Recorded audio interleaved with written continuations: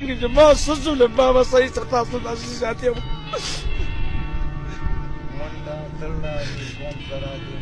نو ظالمانو ما خو چا سره چا چرګه مې نه راپاڅولي ټولې دنیا ته پته ده ټول کاکا خیلو ته پته ده یا ټول علاقې ته چې ما سره څوک ظلم وشو د ما د اوو کالو مسۍ وفات کا پرون سبق کتلی سپاري او د دې لاس نه ټینګه کړي بل ورته هلته کې پټو دی دواړو ورته زنده یې اچولي ده او بیا د اوبو ډیګۍ ته غورځولي ده بس دا خبرې دي او ما دغه اپیل دی چې وګوره ما سره دې په دې باندې تعاون وشي انصاف ته را سره وشي په دې باندې ټول میڈیا ته عرض دغه ته ما سلام دی چې ما سره ډېره ناجایزه جو